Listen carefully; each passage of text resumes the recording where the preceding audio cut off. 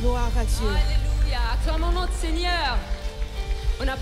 On a chanté de son amour parfait. Là, on va chanter de son amour extravagant. Un amour sans égal, sans limite. Un amour infini. Alléluia. Amen.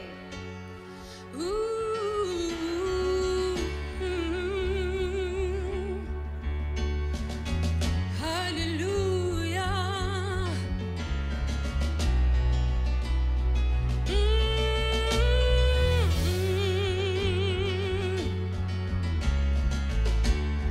Gloire à toi, seul.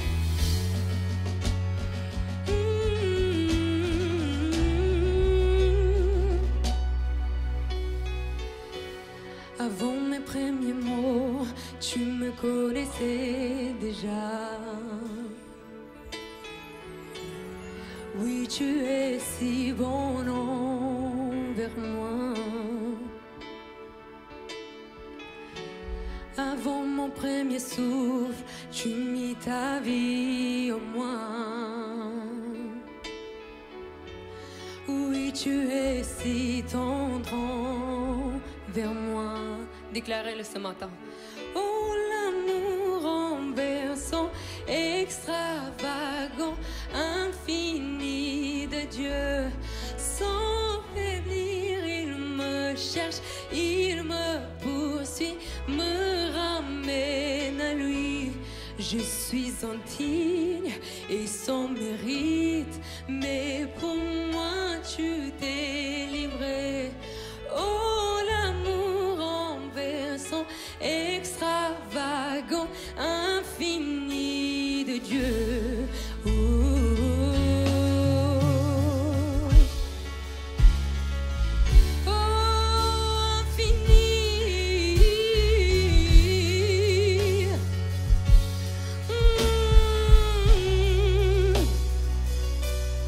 Je te rejetais, oh, et sans relâche tu m'aimais. Oh oui, tu es si bon. Tu es si bon vers moi. Je me sentais vain. Je me sentais vain. Mais tu m'as offert La croix. Oh oui, tu es si tendre vers moi. L'amour extravagant, Renversant, extravagant, infini infini de Dieu. Sans faiblir, Sans faiblir, il me cherche. Oh, tu me poursuis. Oh, tu me ramènes à toi. Je suis indigne et sans mérite, mais pour moi tu t'es livré. Oh, l'amour renversant, extravagant, infini de Dieu.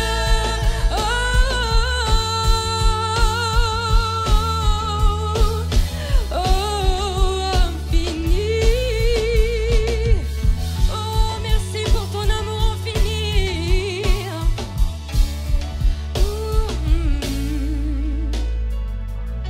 Aucune ombre n'est trop sombre, non trop élevée pour que tu me cherches. Aucun mur ne peut résister, Ni mensonge tenir, sans fin tu me cherches. Aucune ombre, aucune ombre n'est trop sombre, ni mon trop élevé pour que tu me cherches. aucun mur. Aucun mur ne peut résister, Oh, ni mensonge tenir, je te unir. sans fin tu me cherches. Aucune ombre n'est trop sombre, ni mon trop élevé pour que tu me cherches. Aucun mur ne peut résister, ni mensonge tenir. Oh, sans fin tu me cherches. Aucune ombre n'est trop sombre, ni mon trop élevé pour que tu me cherches. Et aucun mur ne peut résister, aucun mur ne peut résister, les mensonges tenir. Oh, l'amour renversant, oh,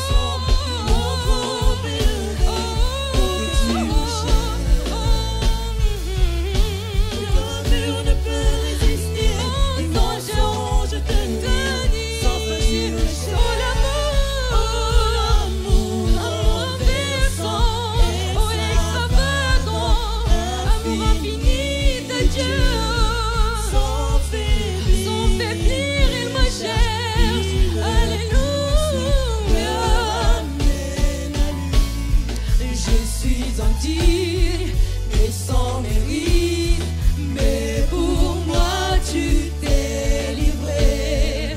Oh l'amour renversant, extravagant, infini de Dieu. Oh amour infini, je te remercie pour ton amour infini. Alléluia. Merci pour cet amour infini de Dieu.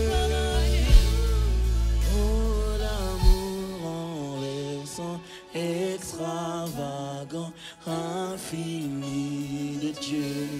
Sans faiblir, il me cherche, il me poursuit, me ramène à lui. Je suis indigne et sans mérite, mais pour moi, Tu t'es livré. oh l'amour renversant, extravagant, infini. Est-ce qu'on peut la reprendre cette partie? Oh l'amour extravagant, l'amour infini de notre Dieu. Sans faiblir, cet amour te cherche. L'amour de Dieu te poursuit et te ramène à la maison. Je suis indigne et sans mérite, mais pour moi, tu t'es livré. Oh l'amour renversant, extravagant, infini de Dieu. Alléluia. Merci Seigneur parce que tu fais des nouvelles choses dans notre vie. Merci parce que tu renouvelles Seigneur. Tous les jours Seigneur, chaque matin tu renouvelles ta bonté en nous Seigneur. Ce matin encore une fois Seigneur, renouvelle ta parole en nous Seigneur. Donne-nous une nouvelle parole. Donne-nous un vin nouveau ce matin. Un esprit nouveau Seigneur en ta présence. Viens Seigneur, fais quelque chose de nouveau dans notre vie Seigneur. Oh Jésus. Alléluia. Jésus, nous voici devant toi. Souffle sur l'église ce matin. Souffle sur l'église un souffle nouveau. Alléluia. Jésus.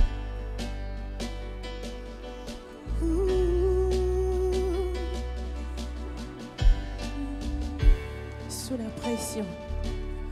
Sous la pression. Sous la tension, tu fais un vin nouveau. Je renonce à mes propres voies. Tu traces un chemin nouveau. Alors je m'abandonne entre tes tendres mains. Quand j'ai confiance en toi, je n'ai rien à craindre. Fais de moi un vase, fais de moi une offrande, fais de moi ce que tu veux que je sois. Je n'ai rien à offrir, Jésus, tu m'as tout donné. Fais déborder ma vie d'un vin nouveau. Sous la pression, alléluia, Jésus. Sous la pression, Sous la tension, tu fais un vin nouveau. Je fais un vin nouveau. Je renonce à mes propres voies ce matin. Je renonce à Mes propres voies. Tu traces un chemin nouveau. Fais de moi un vase, fais de moi une offrande, fais de moi ce que tu veux que je sois. Oh Jésus, je n'ai rien à offrir. Seigneur, tu m'as tout donné, tu m'as donné la vie. Oh, fais déborder ma vie, Jésus. Fais déborder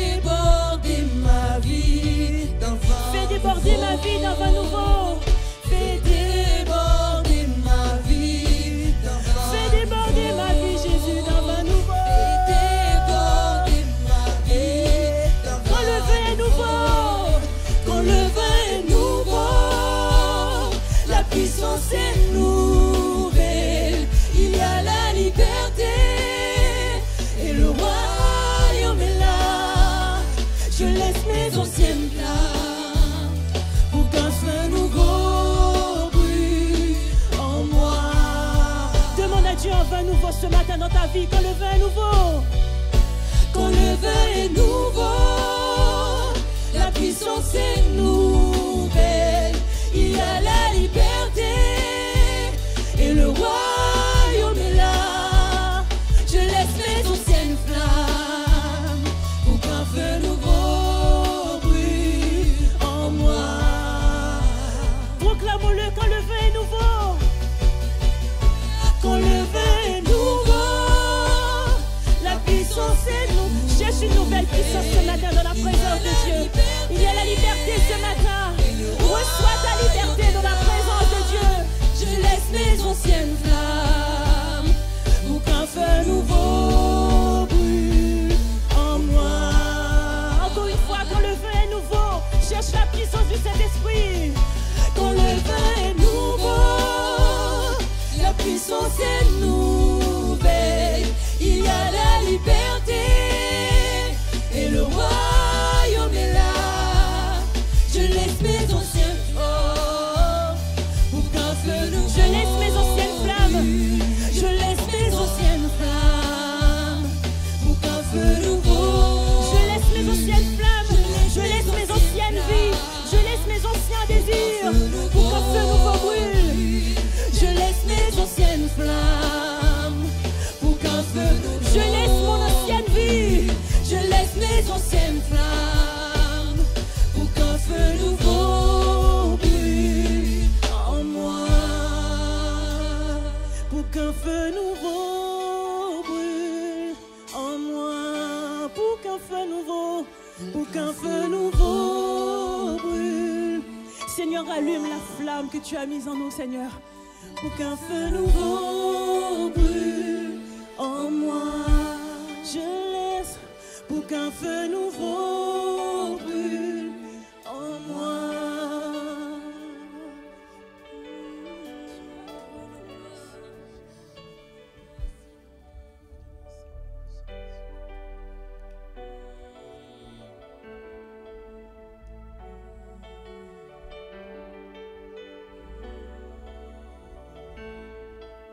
Ici et maintenant, ici et maintenant, ici et maintenant, ici et maintenant, ici et maintenant, ici et maintenant. Est-ce qu'on peut chanter ensemble ici et maintenant?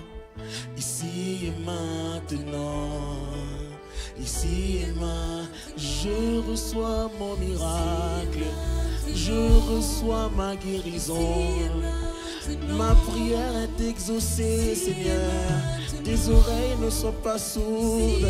Tu entends ma prière, Seigneur. Seigneur, je déclare en ce lieu que nos prières sont exaucées, Seigneur. Tu sais pourquoi nous venons dans ta présence. Tu sais pourquoi nous venons dans ta présence. Et je déclare maintenant, Seigneur, que toutes, Seigneur, mon Dieu, nos prières sont exaucées, Seigneur. Je prie, Seigneur, mon Dieu, tu vois le cœur de tout un chacun. Seigneur, tu connais le désir de nos cœurs. Je prie, Seigneur, mon Dieu, que tu puisses entendre, Seigneur, mon Dieu, les cris de nos cœurs. Seigneur, tu es entouré de gloire. Seigneur, tu es couronné de louanges. Seigneur, nous venons dans ta présence ici et maintenant. Et nous nous attendons à toi, Seigneur. Et nous nous attendons à toi, Seigneur. Tu es couronné de gloire. Ici et maintenant. Ici et maintenant. Ici et maintenant. On va dire, tu es couronné de louanges. Tu es entouré de gloire. Nous venons en ta présence, ici et maintenant. Ici, on peut le reprendre ensemble. Tu es couronné de louanges. Tu es couronné de louanges. Tu es entouré de gloire. Tu es entouré de gloire. Nous venons en ta présence. Ici et maintenant. Ici et maintenant. Tu connais le désir de mon cœur. Tu es. Tu es entouré de gloire. Entouré de gloire. Nous venons en ta présence. Ici et maintenant. Ici et maintenant. Tu es couronné, oh, tu es couronné de louange. Tu es entouré de gloire. Nous venons en ta présence. Ici et maintenant. Yeah. Seigneur, c'est pas demain, c'est ici et maintenant, Seigneur. Tu es couronné de gloire et de louange. Tu es entouré de gloire, assis sur le trône céleste. Nous venons en ta présence. Et ce que je veux, Seigneur, c'est ici et maintenant. Ici et maintenant. Ici et maintenant. Ici et maintenant. Ici et maintenant. Ici et maintenant. On va dire, tu es couronné de louange. Tu es couronné. Tu es couronné de louange. Tu es entouré de gloire. Nous venons en ta présence. Nous venons en ta présence. Ici et maintenant. Ici et maintenant. Ici et maintenant. Ici et maintenant. Ici et maintenant. Au-dessus de tout, il règne.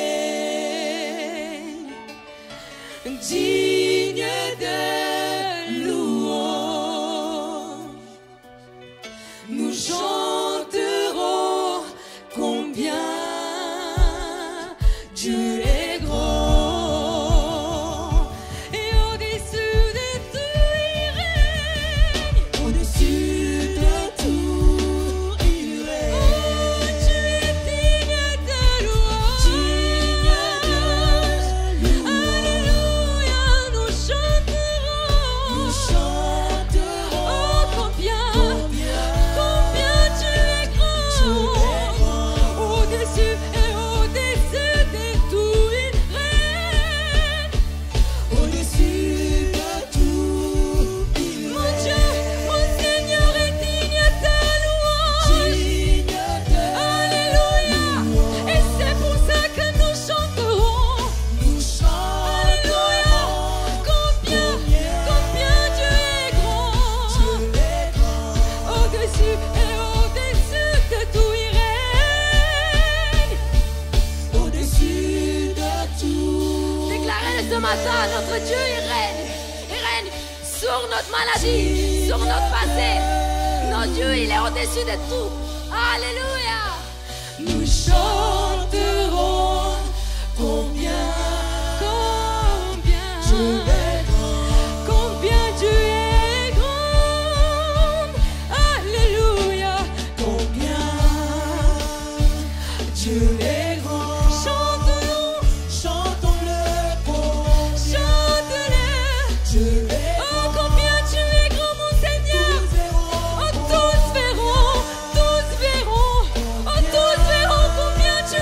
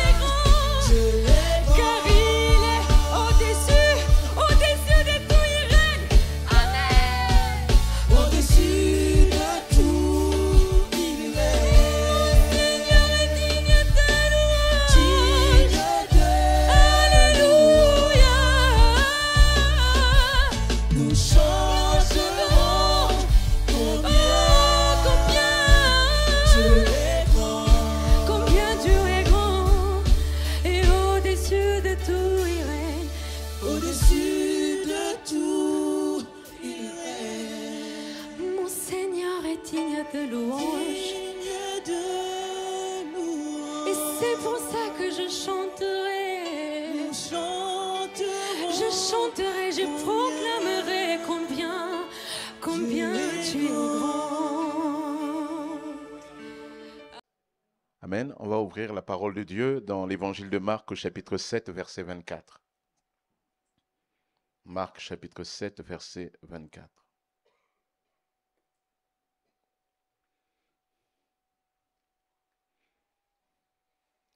Il nous est dit, Jésus partit de là et s'en alla dans le territoire de Tyr et de Sidon.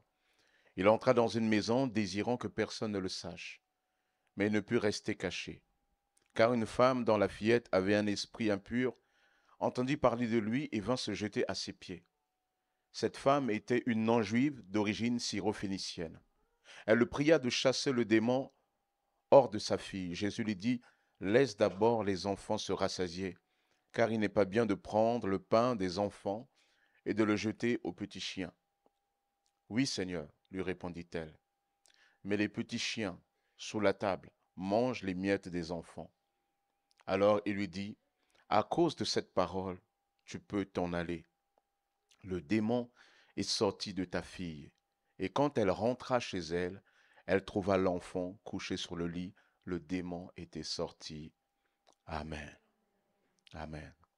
Voilà, j'aimerais qu'on puisse vraiment prier, qu'on puisse vraiment laisser le Seigneur nous parler. Il y a parfois des choses comme ça, on ne comprend pas toujours. La dernière fois, le pasteur Gabriel Oleko, vous savez, il a parlé des saisons. Il a parlé particulièrement souvent des saisons dans lesquelles nous sommes, des saisons qui doivent naturellement se dérouler. Le Seigneur m'a mis à cœur de revenir un peu là-dessus. Et je me souviens que c'est un peu comme la dernière fois, il y a 2 dimanches de cela, j'étais à l'église Plénitude avec où il y a Michael Lebeau et Jérémy Saudril qui sont les pasteurs là-bas. Et le Seigneur m'avait mis à cœur, puisque j'étais invité à prêcher, le Seigneur m'avait mis à cœur un message que j'avais eu à apporter ici et un peu ailleurs sur, vous savez, lorsqu'on parle je vous avais parlé de la résurrection de Lazare, de l'esprit de Béthanie, vous vous souvenez? Et j'avais eu à cœur de parler de ça, mais je disais, mais Seigneur, pourquoi je leur parlais de ça? J'ai déjà prêché ailleurs, ça sert à rien, donne-moi quelque chose de complètement nouveau. Et vraiment, le Seigneur, j'avais entendu comme une voix intérieure dire, parle-leur de Béthanie. Je dis, mais Seigneur, Et je luttais, et jusqu'à ce que j'arrive ce dimanche-là, alors que nous étions là, la louange était en train de se dérouler avec Dena Moana, et elle était en train de chanter, conduire le peuple. Il y avait vraiment une grâce, une onction de Dieu particulière. Et là, le Saint-Esprit me montre et me dit, mais tu vois, voilà pourquoi je t'ai demandé d'apporter ce message. C'est pour leur dire que ce qu'ils ont demandé, c'est maintenant. Et moi, je ne savais pas que l'Église était passée en fait dans un temps de jeûne et de prière avec des attentes particulières. Et c'était simplement comme si le Seigneur me disait, voilà, tu vas leur dire ce qu'ils ont demandé, je vais le faire. Et donc, j'ai tout simplement, je me suis soumis à la voix du Seigneur, j'ai annoncé simplement l'Évangile.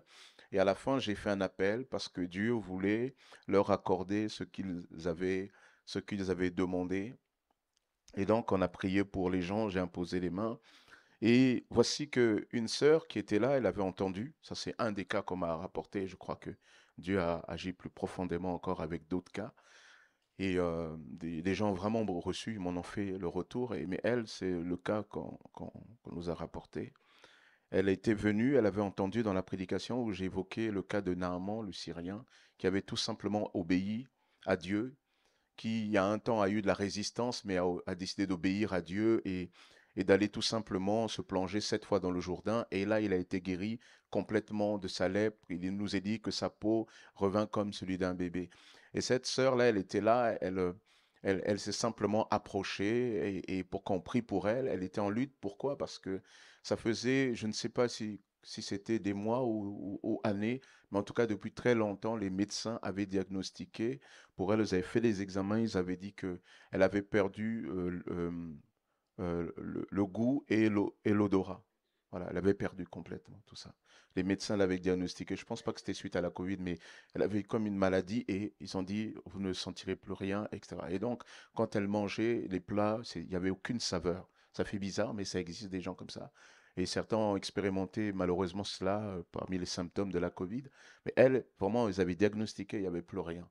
Et elle avait dû prier le Seigneur, rien ne s'était fait. Et là, elle était venue, elle avait entendu la voix du Seigneur. Elle est venue, tout simplement, et on a prié pour elle, on lui a imposé les mains. Et quand elle est rentrée chez elle, comme les lépreux qui étaient venus voir Jésus, qui sont mis en chemin, et c'est en chemin qu'ils ont été guéris.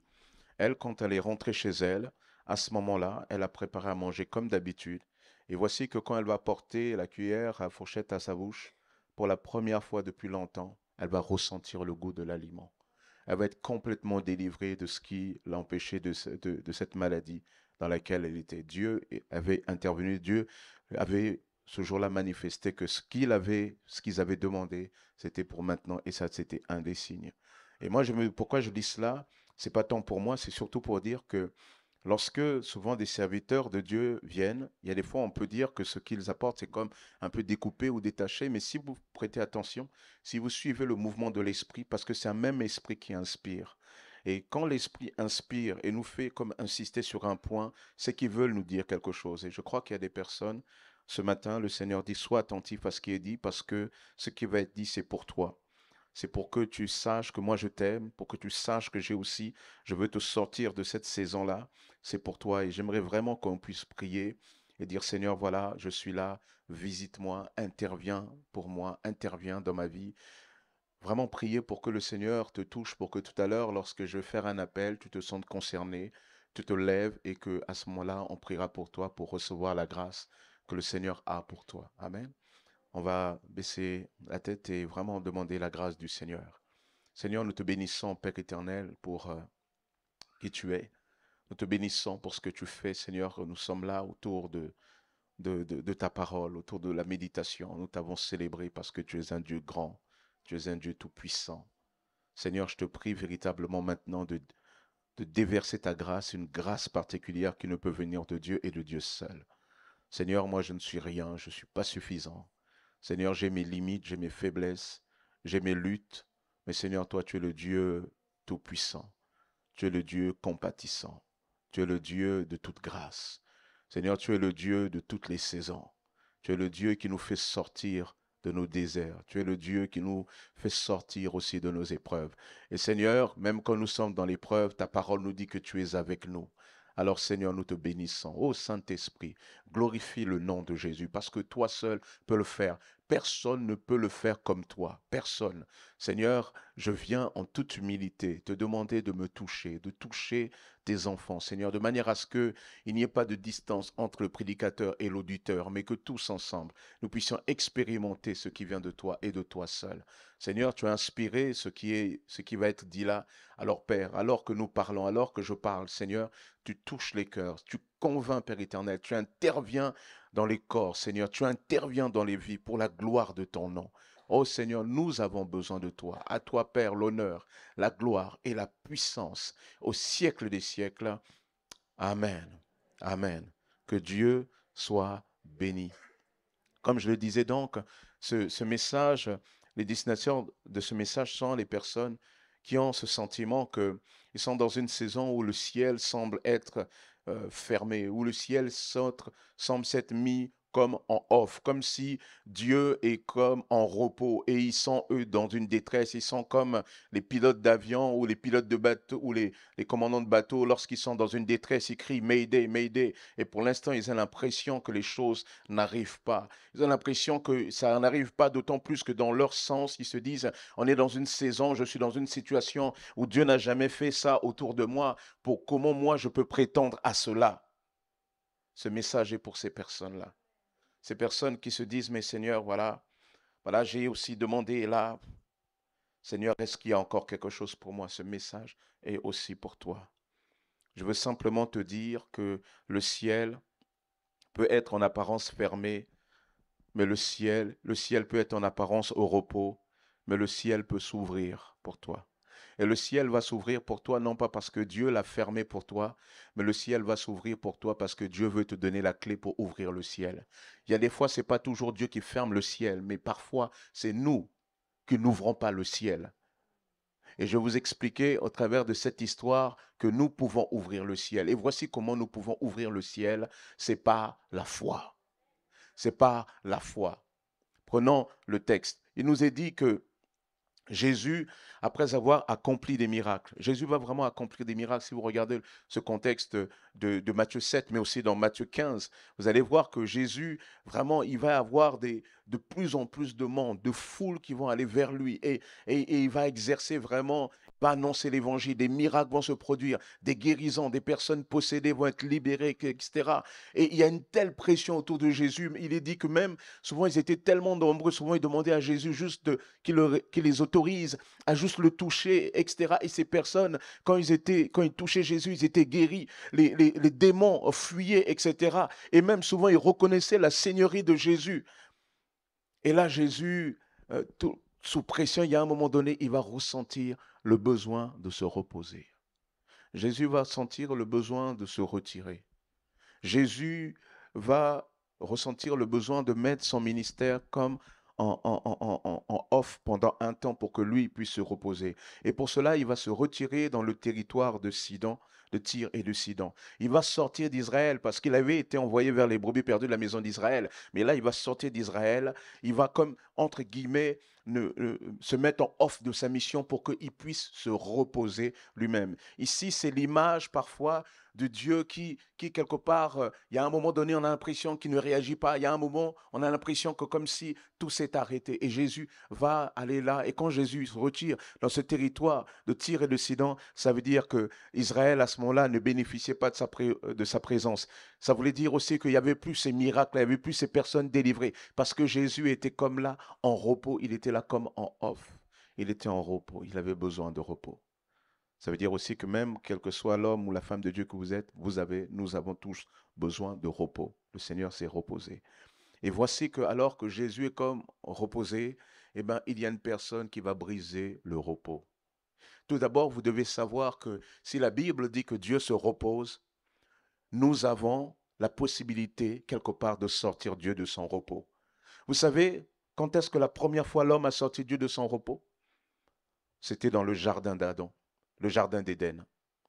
Il nous est dit que Dieu a créé le ciel et la terre. Dieu va se reposer. Mais lorsque l'homme et la femme vont pécher, Dieu va sortir de sa retraite. Parce que Dieu avait tout accompli. Il avait mis au-dessus de cette création l'homme comme le couronnement qui était là pour gouverner cette création. Mais l'homme ne va pas se montrer fidèle, l'homme va pécher. La Bible nous dit que quand Dieu a terminé de créer le monde, quand il a couronné cette création par l'homme, il a dit, il se reposa. Mais lorsque l'homme va pécher, Dieu va sortir de son repos. Et ils vont envoyer ils vont envoyer des prophètes, etc. Dans les temps anciens. Et dans les temps qui sont les derniers, ils vont envoyer la personne de Jésus. Seuls les hommes peuvent sortir Dieu de son repos. Pourquoi? Parce que Dieu les aime. Dieu nous aime. Alors Jésus était là dans son repos. Il est là prêt à se reposer. Mais voici que quelqu'un va venir troubler le repos de Jésus. Le texte biblique nous dit que c'était une femme syro-phénicienne. Elle va sortir Jésus, elle va en quelque sorte comme sortir Dieu de son repos. Alors une femme, je lis dans le passage de Matthieu 15, 22, alors une femme cananéenne qui venait de cette région lui cria, « Aie pitié de moi, Seigneur fils de David, ma fille est cruellement tourmentée par un démon. Aie pitié de moi. » Jésus était là, il devait se dire, mais Seigneur, si on était Jésus, hein, pour penser un peu à la manière des hommes, il dit, oh mais attends, j'ai déjà fait, il y a tellement de gens qui étaient guéris, j'ai besoin de repos. Et elle vient encore là, me déranger, me perturber. Alors elle va crier à Jésus, elle va crier à Jésus. Et ce qui est étonnant, ce qui est intéressant, dans cette histoire, c'est que cette femme, il nous est dit que c'était une non-juive, syro-phénicienne. C'est-à-dire, Jésus n'était pas venu pour elle. Donc d'autant plus, il avait toutes les raisons de rester dans son repos. Parce qu'il n'était pas venu pour elle. Il n'était pas venu d'abord pour les syro-phéniciens. Il n'était pas venu d'abord pour cette femme syro-phénicienne. Il était là pour se reposer. Et comme il était là pour se reposer et qu'il était venu dans le cadre de ce repos, il était d'abord venu pour Israël. Cette femme non-juive vient le voir. Il a d'autant plus de raisons de ne pas se soucier de la situation de cette femme. Mais cette femme va insister. Cette femme va tellement insister que Jésus va lui accorder sa demande. Il nous est dit, Jésus dit, à cause de cette parole, tu peux t'en aller. Le démon est sorti de ta fille. Verset 30 de Matthieu 7. Et quand elle rentra chez elle, elle trouva l'enfant couché sur le lit. Le démon était sorti. Alléluia. Et pourquoi le démon était sorti? Pourquoi Jésus a arrêté et sorti de son repos? Alors que cette femme était syrophénicienne. Il n'était pas venu pour elle. Pourquoi, alors qu'il avait besoin de repos, il s'était écarté de tous les autres? Pourquoi Jésus va répondre? Le texte biblique ne nous dit pas que Jésus répond parce qu'elle lui casse la tête. Non, non, non. Le texte biblique nous dit que Jésus va accéder à sa demande parce que Jésus va être impressionné, frappé, interpellé, bousculé par la foi de cette femme. Voici ce qui fait sortir Dieu de son repos. C'est l'être humain, mais l'être humain qui a la foi. La foi, et il nous est dit ici, une foi exceptionnelle, une foi particulière. Mon message, je l'ai intitulé « La foi, l'exception aux saisons ». C'est-à-dire qu'on peut être dans une saison où tout semble stagner, mais la foi est capable de nous faire briller dans cette saison. Voyez? On peut être dans un moment où les autres ne reçoivent pas, mais en raison de notre foi, Dieu nous accorde cela à nous. Jésus était là pour se reposer. Il n'était pas là pour accomplir des miracles. Mais la foi de cette femme a fait que pour sa part, si les autres n'ont pas obtenu, si les autres syrophéniciens n'ont rien obtenu, elle a obtenu le miracle qui venait de Dieu. Parce qu'elle avait une foi. Tu peux sortir Dieu de son repos. Tu peux sortir Dieu de son repos. Souvent tu peux avoir le sentiment, Seigneur, pourquoi tu ne fais rien? Tu peux sortir Dieu de ton repos. Tu pries depuis un temps, persévère. Car Dieu est prêt, dans cette histoire, il nous le montre, Dieu est prêt à se laisser sortir de son repos par les situations de ceux qui croient fermement en lui. Amen. Cette femme avait donc une foi qui va interpeller Jésus. Et en quoi cette foi va interpeller Jésus? Écoutons d'abord ce qui nous est dit. Cette femme, il dit, va voir Jésus et Jésus lui dit, laisse d'abord les enfants se rassasier, car il n'est pas bien de prendre le pain des enfants et de le jeter aux petits chiens. Verset 28. Oui, Seigneur, lui répondit-elle, mais les petits chiens sous la table mangent les miettes des enfants. Waouh! Déjà, on est quand même surpris pour ceux qui sont dans un premier contact avec la Bible. On est surpris de cette manière de parler de Jésus. On est habitué à Jésus plein de compassion, très avenant, prévenant même pour les personnes en souffrance. En plus, elle vient, elle dit, ma fille est perturbée par le démon. Et là, on s'attend à ce que le Seigneur soit touché. Et là, Jésus lui dit quoi? Jésus la traite de petit chien. Peut-être vous et moi, on aurait dit, ah non, attends, Seigneur, moi j'ai de la fierté, moi, ouais, ça va, quoi. Tu veux, ta guérison, ben, tu la gardes. Moi, au moins, je suis digne. C'est un peu comme Naaman le Syrien. On lui dit, va te plonger 7 fois dans le Jourdain. Il dit, attends, les gars, moi je suis Naaman le Syrien. D'accord? Général du roi syrien Ben-Hadad. Donc, en plus, je suis venu avec tout mon attirail, avec toute ma suite, avec les trésors. Je suis venu, je vais l'apporter à l'homme de Dieu. Et moi, je croyais même que quand je viendrais vers l'homme de Dieu, il ferait ceci, il ferait cela. Et il ne l'a pas fait. Et là, il envoie un sous-fifre qui vient devant. Il me dit, mon maître te dit, va te jeter 7 fois dans le Jourdain et tu seras guéri. Et il est rentré. Il aurait pu il a quand même le protocole. Quand même. Non mais, attends, il se prend pour qui là? Petit peuple d'Israël, déjà on vous domine. Donc vous, on a un peu de considération. Et il nous est dit que Naaman va partir comme ça, tout fier. Là. Vraiment, il allait retourner chez lui. Et il y a un serviteur qui a osé lui dire, mais Seigneur, si l'homme de Dieu t'avait demandé quelque chose de compliqué, tu ne l'aurais pas fait? Il dit,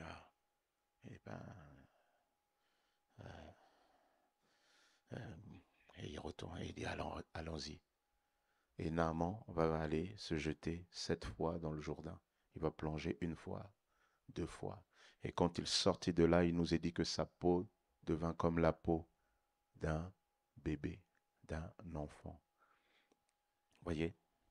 Et Naaman, il a reçu cela parce qu'il n'a pas regardé à lui, il a abandonné l'orgueil. Cette femme, quand Jésus lui parle comme ça, elle aurait pu dire, non mais attends Seigneur, tu ne me parles pas comme ça. Mais en fait, cette femme ne va pas réagir comme ça. Et voilà pourquoi elle ne va pas réagir comme ça. Sa réaction montre la beauté de sa foi. Sa réaction montre pourquoi sa foi est particulière. Écoutez le discours. En fait, cette femme, quand Jésus lui dit, il n'est pas bien de prendre le pain des enfants et de le jeter aux petits chiens, la femme, en fait, c'était une femme qui avait du discernement. C'était une femme, en fait, qui ne s'est pas arrêtée au premier degré, qui comprenait, en fait, ce que Jésus était en train de dire. En fait, elle avait bien saisi que la mission de Jésus, c'est ça que Jésus est en train de lui dire. Jésus est en train de lui dire tout simplement, moi, je suis venu d'abord pour les brebis, la tribu perdue d'Israël. Pendant mon temps terrestre, je suis d'abord venu pour eux. Pourquoi? Parce que c'est eux qui ont reçu les révélations. C'est eux qui ont reçu les prophètes. C'est à eux qu'ont été faits des oracles. C'est eux qui ont eu des révélations percutantes, etc. C'est d'abord pour eux. Et pourquoi d'abord pour eux? Parce que comme c'est à eux que ça a été adressé, je viens d'abord leur montrer que ce qu'ils avaient lu, ce qu'ils ont reçu jusqu'à présent, voici, c'est cela qui s'accomplit. Donc je suis d'abord venu pour eux. Et donc cette femme, elle le comprend. Mais cette femme, par sa réaction, elle révèle, comme une grâce particulière de Dieu est sur elle, elle comprend qu'en fait, oui, elle a compris que dans l'Ancien Testament, si Dieu s'était choisi un peuple pour se révéler aux hommes, eh bien, elle avait conscience qu'il y avait une grâce qui était là aussi pour les non-juifs. C'est pour cela qu'elle va dire, quand Jésus lui dit, il n'est pas bon de prendre le pain des enfants et de le donner aux petits chiens, c'est-à-dire, il n'est pas bon d'abord de m'éparpiller dans une autre mission que ce qui m'a été confié pour Dieu. Je dois d'abord donner le pain aux enfants. Les petits chiens, c'est pour dire que vous n'êtes pas ceux qui sont à la base à la table. Ce n'est pas d'abord vous qui avez reçu la révélation. Jésus dira même en Jean 4, le salut vient des Juifs. Donc c'est à eux qu'il veut s'adresser d'abord. Mais cette femme va dire, oui Seigneur, lui répondit-elle, je le sais, mais les petits chiens, sous la table, mangent les miettes des enfants. Cette femme était en train de dire, oui Seigneur, tu as raison, mais j'ai conscience aussi d'une chose, c'est que cette grâce que tu accordes à Israël, il y a aussi une part pour nous. Et même cette grâce, même si c'est des miettes, ces miettes sont suffisantes pour changer aussi nos vies. Cette femme avait conscience qu'il y avait une grâce pour eux. Voici ce que c'est que ce qui caractérise une foi exceptionnelle, une foi qui est selon le cœur de Dieu, une foi qui fait sortir Dieu de son repos. C'est une foi qui croit en la grâce de Dieu. Amen. C'est une foi qui croit en la grâce de Dieu. La Bible dit que ceux qui croient en la grâce de Dieu, ceux qui ont cette espérance de la grâce de Dieu, de la grâce de Dieu ne seront jamais déçus à cause de l'amour de Dieu. Romains chapitre 5. Nous ne serons pas déçus car l'espérance, l'amour de Dieu est déversé dans nos cœurs par le Saint-Esprit. L'espérance ne déçoit pas parce que l'amour de Dieu est déversé dans nos cœurs par le Saint-Esprit. Qu'est-ce que ça veut dire? Ça veut dire que cette femme, elle avait conscience qu'il y avait une grâce de Dieu et que quelque part, Dieu l'aimait aussi. Qu'il y avait aussi une part pour elle. Et qu'à cause de cela, même si cette part, elle n'était peut-être pas aussi importante à ses yeux dans sa compréhension que celui d'Israël, mais elle savait que cette part-là était suffisante pour elle. Elle croyait en la grâce de Dieu. Amen. Alors elle va aller prendre sa grâce. Vous savez, c'est très important de s'approcher en sachant que Dieu nous aime. Je le dis encore. Romains chapitre 5, parce que je suis en train d'étudier, quand je lisais, je faisais les commentaires, je comprends pourquoi ce livre a véritablement bouleversé au XVIe siècle l'Allemagne et le monde occidental de l'époque avec Martin Luther. Je comprends pourquoi ce livre, ces commentaires a été lu un jour à un jeune homme, un jeune homme à qui on a dit viens à telle réunion, il ne voulait pas y aller. Alors il va à cette réunion à contre-cœur. Et là, pour la première fois, il entend les commentaires de Luther sur l'épître de Paul aux Romains. Il sent comme une chaleur, il dit. Il sent comme le Saint-Esprit le convainc, qui lui dit, tu dois croire en Jésus et en Jésus seul. Et ce jeune va se repentir de ses péchés, va se tourner vers Dieu. Il s'appelait John Wesley. C'est à partir de lui qu'il va y avoir le grand réveil méthodiste, qui va bousculer, qui va bouleverser l'Angleterre et les 4 coins du monde. Ce livre, j'étais en train de méditer et je suis arrivé à cette partie qui nous parle de l'amour de Dieu, qui nous dit que Dieu nous a tellement aimés. Voici pourquoi nous pouvons être certains quand nous approchons de Dieu que Dieu ne nous décevra pas. Il nous est dit parce qu'il nous aime. Et voici comment il nous aime. Il est dit quand nous étions encore pécheurs, sans force, c'est-à-dire quand nous n'avions rien à proposer à Dieu, Christ est mort pour nous, pour des pécheurs. Verset 7. À peine mourrait-on pour un juste, peut-être accepterait-on de mourir pour quelqu'un de bien. Peut-être accepterons-nous de mourir pour quelque chose de bien. Paul est ici en train de dire, voici la frontière de l'amour de l'homme, voici la frontière de l'amour de Dieu. L'amour de l'homme fait que l'homme est capable de mourir pour quelqu'un de bien. Ainsi, il nous est parlé d'un vieillard pendant la Seconde Guerre mondiale qui s'était substitué à une personne, à un jeune homme qu'on allait exécuter. Il trouvait que ce jeune avait tellement à vivre. Et il a décidé de prendre sa place, il s'est fait exécuter à sa place parce qu'il estimait que ce jeune était quand même innocent, il avait tellement à vivre. Je crois que c'est en 2018, il nous est dit, en France, dans un Super U, j'ai plus la région en tête, dans un Super U, une jeune femme, Julie, 40 ans, prise en otage, dans un Super U par un terroriste. Et là, il y a un gendarme, Arnaud Beltrame, va accepter de se substituer à cette femme. Va dire, laisse-moi prendre sa place. Et le terroriste va accepter. Cette femme va être libérée. Arnaud Beltrame va plus tard être assassiné par ce terroriste. Voilà ce qu'un homme est capable de faire. Pour une femme qu'il trouvait innocente, qui n'avait pas à perdre sa vie, qui n'était pas comme lui aguerrie aux armes, qui avait tellement à vivre, qui était certainement une maman. Il s'est dit, non, ça ne peut pas durer comme ça. Voilà ce que le cœur de l'homme peut faire. La Bible dit, à peine accepteront-on de mourir pour quelqu'un de bien. Oui, nous sommes capables de mourir pour quelqu'un de bien. Mais écoutez la frontière illimitée de l'amour de Dieu.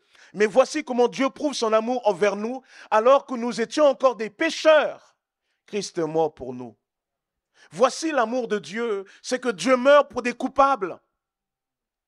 Dieu ne meurt pas pour des gens bien, Dieu meurt pour des condamnés à mort. Dieu meurt pour des pécheurs. Dieu meurt au moment où nous ne méritions pas. Celui qui s'approche de Dieu doit croire qu'il est le rémunérateur de ceux qui le cherchent. C'est-à-dire, il veut du bien à ceux qui le cherchent. Dans la saison où tu as l'impression de ne rien sentir, ou comme si Dieu est en repos, si tu crois que l'amour de Dieu est encore pour toi, alors il va se passer quelque chose pour toi dès à présent, dès aujourd'hui. Et ça, c'est fondamental. Cette femme va venir et dire, elle ne va pas s'arrêter aux mots. Elle va dire, Seigneur, les miettes, ça me suffit. Les miettes, ça me suffit, Seigneur. Parce que je sais qu'il y a quelque chose aussi, dans l'héritage que tu as donné à Israël, il y a une partie qui est à nous. Et Seigneur, même si tu appelles ça des miettes, nous savons que cette partie est suffisante. Et voici la deuxième caractéristique de sa foi. C'est qu'elle croyait que la puissance de Dieu était assez suffisante pour que de simples miettes puissent complètement changer la vie de sa fille. Waouh! Quelle foi! Quelle foi! Vous savez, la France en est le pays du pain. On est le pays du pain. Il y a, je ne me souviens plus des chiffres, mais je pense que j'ai cru entendre, je crois que je vous en ai parlé une fois, je crois qu'il y a 600 mêmes types de pain en France. Ah oui, vous êtes un pays béni. Hein? Vous êtes le Bethléem du monde, la maison du pain. Moi, je reviens du Canada, c'est bon, mais c'est pas la France. Hein. La France, regardez, c'est le pays du pain. Et vous savez que dans le pain, il y a la croûte là, mais à l'intérieur, il y a la mie de pain. Donc, il y a ces deux éléments-là. Le véritable pain, c'est tout ça. Une fois, j'ai écouté un des gagnants du concours, parce que vous savez, à Paris, chaque année, il y a le concours de la meilleure baguette de Paris. Et la meilleure baguette de Paris finit sur la table du président de la République française. Et là, il y avait un des jeunes hommes, des boulangers qui avaient gagné ce concours. Et voilà comment il parlait du pain. Il dit, oui, mais ça, c'est le véritable pain. Écoutez le bruit. voilà, ça c'est le véritable pain, etc. Voyez, quand vous le touchez là, etc. Ça c'est pas comme ce pain-là, parce qu'après quand il dort, il est dur. Mais ça, le véritable pain, écoutez le bruit. Et il dit, waouh, voilà, ça c'est le pain. Voilà comment en France on aime parler du pain. Après, il coupe le pain, il dit, voilà, vous voyez la mie, comment elle est là, cette mie-là, ce côté-là, etc. Mais auparavant, il dit, regardez même la croûte, ces petites alvéoles-là, ça montre en fait tout le travail de la levure, et blablabla. Vous et moi, on dirait, c'est du pain, quoi. Franchement, hey, j'ai faim, donne-moi mon pain. Arrête de me faire de la poésie. Mais ils étaient là, etc. Et donc, on est dans le pays du pain. Il y a ces deux éléments-là, cette croûte-là, mais il y a aussi cette mie qui témoigne aussi de la qualité du pain. Et là, cette femme, elle dit, Seigneur, même si je n'ai pas la totalité du pain, même si j'ai juste des miettes, ces miettes-là, ta puissance, même si tu déploies juste un peu de ta puissance, cette puissance est suffisante pour libérer ma fille. Elle vient dire à Jésus, Seigneur, tu dis qu'il y a une grâce pour Israël, que ce n'est pas le moment pour nous, mais Seigneur, je revendique ma grâce maintenant. Seigneur, je ne le veux pas pour plus tard, je la veux maintenant. Seigneur, dans ta promesse, il y avait des miettes. Et ces miettes sont suffisantes pour faire quelque chose pour nous. Alors moi, je veux ma miette maintenant, Seigneur. Parce que cette miette-là, elle est suffisante pour faire quelque chose pour moi. Waouh! Et là, Jésus, il fait waouh! Vous imaginez, Jésus était en train de se reposer. Il était là, il allait se reposer. Et là, il y a cette femme qui vient lui raconter ça. Elle dit, waouh, même en Israël, je n'ai pas vu une aussi grande foi.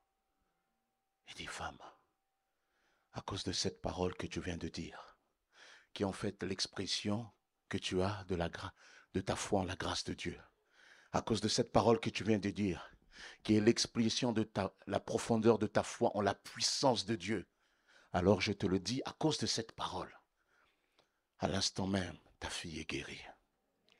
Et la Bible ne nous dit pas que Jésus va dire, j'ordonne. Non, il lui dit juste à cette femme-là, oh, à cause de cette parole, tu peux t'en aller. Le démon est sorti de ta fille. On ne sait pas à quel moment il a... À quel moment? À quel moment? Certainement, il y a un moment donné, quand cette femme parle, poum, Jésus dit, sortez-le. Démon sort. Et Jésus n'a pas crié. Il y a un ordre, son esprit connecté au Père. Et il a dit, oh, faites sortir là, oh, le démon. Qu'il sorte de là. Et là, le démon, il n'a pas entendu souvent nos agitations. Oh non, Jésus. Oh non, Jésus. Non, il a senti qu'il y a une voix. Et cette voix, c'est la seule dans l'univers qui peut traverser tout le cosmos. Ils connaissent cette voix. Ils savent tous, les démons, que cette voix, il n'y a personne, il n'y a pas de frontière qui peut l'empêcher d'avancer. Ils sentent la voix de Dieu, la voix du souverain, du maître, de l'éternel tout-puissant. Et cette voix va venir prendre le démon, foum, le sortir de là, au nom de Jésus. Tout simplement à cause de cette parole que tu viens de dire, femme. La foi peut interrompre nos saisons difficiles. La foi peut changer complètement la donne. Même si tu as l'impression que les autres n'ont pas, cela ne veut pas dire que tu es forcément dans le lot. Même si tu es dans la même pièce et que d'autres n'ont pas reçu, cela ne veut pas dire que toi, il n'y en a pas pour toi. La question est, quelle est la nature de ta foi? Est-ce que c'est une foi qui croit que Dieu m'aime alors que j'avais rien à lui offrir? Il m'aime. Oh Seigneur, tu m'aimes comme ça. Est-ce que c'est une foi qui croit que un peu de Jésus suffit, un peu de sa puissance si grande est suffisante pour me libérer? Lorsque tu crois cela, alors tu deviens une exception au milieu des gens ordinaires. La foi est capable de complètement interrompre la saison pour toi. Amen. La foi est capable. Et Dieu te dit ce matin, il faut que tu aies cette foi qui interrompt les saisons. Il faut que tu aies cette foi. Lorsqu'on a cette foi-là, l'infertilité devient fertile. Le désert devient oasis. Lorsqu'on a cette foi-là, le chômage devient plein emploi. Lorsqu'on a cette foi, l'endurcissement des cœurs pour lesquels on prie devient repentance. Lorsqu'on a cette foi, la sécheresse devient pluie. Lorsqu'on a cette foi, le silence jusqu'à présent devient révélation. Wow. Voilà la foi qui est capable de stopper les saisons. Seigneur, j'étais dans une saison où, et comme il nous est dit, en ce temps-là, il y avait comme un silence de Dieu. Si Dieu garde un silence, ce silence, il n'est pas forcément pour toi. Tu peux interrompre le repos. Regardez la grâce de Dieu. Écoutez bien, vous avez remarqué, celle qui va interrompre le silence de Dieu, le texte biblique nous montre, ce n'est pas celle qu'on attendait. Ce n'est pas celle qu'on attendait. Pour un Israélite, ce n'est pas à elle que la grâce de Dieu devait se déverser. Et c'est ce que Jésus va même expliquer. Et pourtant, elle va interrompre les saisons qui faisaient que pendant longtemps, elle avait prié, peut-être elle était passée par toutes sortes de charlatans. Aujourd'hui, maintenant, on a tout ça. Laissez-moi vous dire, ce n'est pas toujours des charlatans, mais juste une parenthèse là-dessus. Vous savez, aujourd'hui, on est vraiment dans les choses qui on veut être impressionné. Aujourd'hui, on a même des ministères, parfois bien, mais maintenant, on commence à réduire la prédication à comme un spectacle. Alors, on est là, on souffle, tout le monde tombe. On tient tout le monde, il tombe, Un jour, on est venu voir Jésus, Matthieu 12, on est venu le voir. On lui a dit, Seigneur, fais-nous un miracle. Jésus a dit, je ne suis pas votre David Copperfield. Je ne suis pas là pour faire le clown pour vous. Mon ministère ne sera jamais un cirque. Aujourd'hui, même des serviteurs de Dieu sont tentés de faire du ministère de la croix comme un cirque. Ça, ce n'est pas biblique. Jésus a refusé cela. Parce que c'est bien de tomber, mais si ton cœur ne change pas, cela ne sert à rien. Parce que Dieu ne regarde pas ce qui frappe les yeux. Dieu regarde au cœur. Un évangile, une manifestation de l'esprit qui ne change pas les gens, qui ne pousse pas à la transformation, qui ne pousse pas à la repentance. Ça, c'est du spectacle. Et en enfer, il y aura des bons spectacles. Il y aura dedans des bons magiciens. Mais c'était fort. On a eu des émotions. Oui, mais tes émotions, tu finiras en enfer. Jésus n'est pas venu pour nous donner des émotions. Jésus est venu pour nous libérer. Frères et sœurs, ne nous laissons pas impressionner par ça. Laissons-nous impressionner par les cœurs qui changent suite à la prédication de l'évangile. Ça, c'est véritablement le ministère de l'esprit. Tout le reste, c'est du bruit, c'est du spectacle, c'est de la fumée et c'est même de la fumette. Comme disait quelqu'un, un jour un Indien est allé à une prédication. Il écoutait ce prédicateur bouger. C'est une blague. Hein? On lui dit, mais à la fin, il sort de là. C'est quelqu'un qui est un peu taciturne, qui ne parle pas beaucoup. Il lui dit, alors comment vous avez reçu? Il dit, beaucoup de bruit, beaucoup de tonnerre, finalement pas grand-chose. Pour dire qu'il y a des fois, voilà. Frères et sœurs, ne nous laissons pas impressionner. Il y a des gens, on dit, pasteur, t'as vu, il a soufflé les gens. Oui, il a soufflé. Oui, il a soufflé, ils sont tombés. Ok. Qu'est-ce que tu veux? Tu veux tomber ou que véritablement Dieu transforme ta vie? Tu veux tomber ou tu veux véritablement que Dieu se révèle à toi? Tu veux tomber ou tu veux être connecté véritablement à Jésus? Faisons attention. Ne cédons pas à l'évangile spectacle. Jésus a refusé d'être le clown de la foule. Amen. Je ferme la parenthèse. C'est très important. Parce qu'il y a des fois, on est comme ça, pasteur. Non. Cette femme-là, elle avait peut-être essayé toutes sortes de moyens, toutes sortes de choses, mais il était arrivé rien. Mais ce jour-là, elle va être connectée à Dieu. Elle va entendre l'espoir, elle va crier. Elle va crier. Et à cause de cela, elle qui ne le méritait pas, Dieu va sortir de son repos. Dieu veut sortir de son repos pour toi. Dieu veut agir pour toi. Si le Seigneur te dit encore aujourd'hui, alors c'est un message pour toi. C'est pour te dire que le ciel n'est pas fermé, mais qu'est-ce que Dieu propose? Si les autres n'ont pas reçu, cela ne veut pas dire que toi aussi tu es dans le lot. Tu peux faire la différence. Ta foi peut interrompre la saison. Ta foi peut être le tournant pour entrer dans une nouvelle saison. Mais il faut le croire. La foi véritable brise des cycles de saisons difficiles. Tu peux. Et si Dieu te le dit, c'est parce qu'il t'aime. Et Dieu t'invite aujourd'hui à lui dire, Seigneur, voilà, j'entends ta parole et là, je reçois par la foi. Et moi, je me dis, avec ce que le pasteur Gabriel a dit, ce que le Seigneur nous rappelle aujourd'hui, c'est que Dieu veut faire quelque chose pour toi. Amen. Nous allons courber nos fronts et simplement invoquer le nom de Dieu.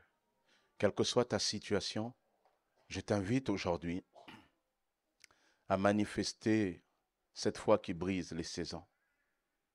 Je t'invite simplement à dire au Seigneur, Seigneur, aujourd'hui, j'ai entendu. Et quand on va prier pour toi, sois comme ces lépreux qui sont venus voir Jésus pour demander la guérison et Jésus va leur dire, allez vous montrer au temple. Parce que c'est là-bas qu'on constatait la guérison. Au moment où il le dit, ils n'ont pas encore la guérison.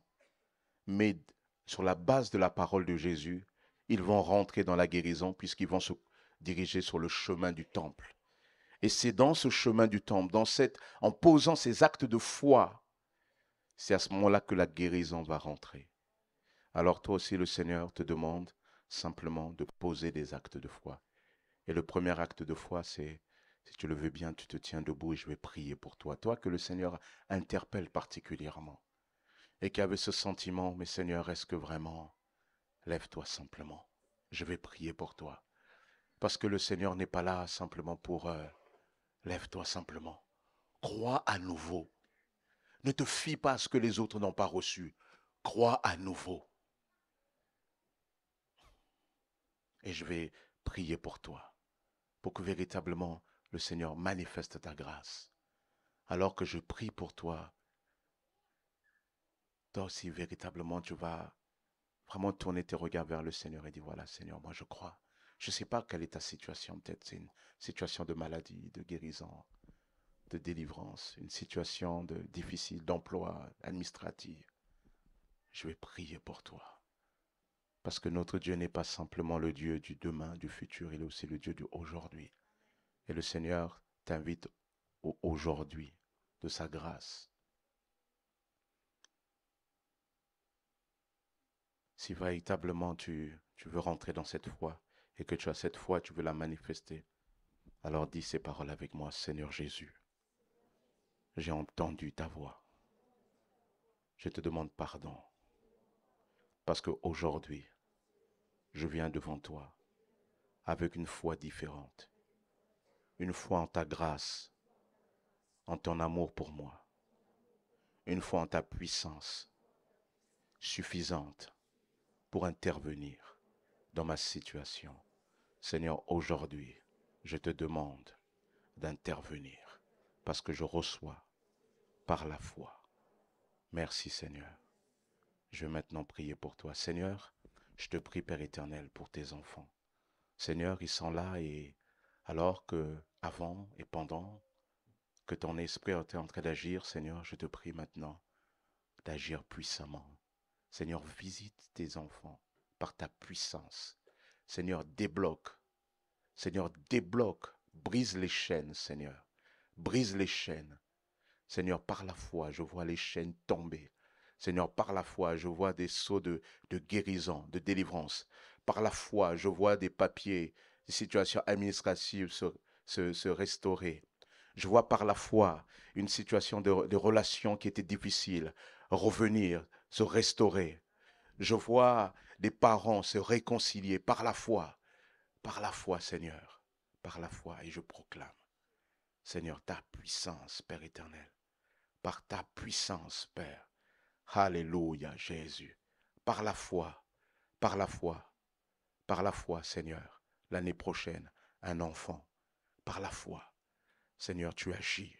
Seigneur, tu es le Dieu Tout-Puissant. Seigneur, par la foi, Seigneur, tu éclaires. Par la foi, Seigneur, après des situations difficiles, tu interviens. Par la foi, le cœur est à nouveau allégé, léger devant Dieu. Tu rentres dans une nouvelle saison. Par la foi, je proclame cela. Seigneur, tu es Dieu. Oh, béni sois-tu, Père. Merci pour l'action de ton Esprit Saint. Seigneur, merci pour ton intervention puissante. Nous te bénissons, Seigneur, dans le nom puissant de Jésus. Oh, gloire te soit rendue, Père. Seigneur, nous recevons par la foi. Nous recevons par la foi, Seigneur. Nous recevons par la foi. Reçois par la foi. Proclame ton Dieu. Dis merci à ton Dieu. Avant que tes yeux ne voient encore, dis merci à ton Dieu. Proclame le nom de Jésus. Et dis, Seigneur, oui, je rentre maintenant dans cette saison de l'exception, Père éternel. Oh, béni sois-tu, Père, dans le nom puissant de Jésus. Soyez bénis, que la grâce de Dieu, véritablement, se déverse dès à présent en toutes sortes de grâces particulières. Parce que ce message, il a été annoncé pour vous. Alors que toute la grâce et la bénédiction qui était contenue dans ce message puisse être versée, déversée sur vous abondamment. Dans le nom puissant de Jésus. Amen. Amen. Voilà, prenez place. Amen. Que Dieu vous bénisse. Amen.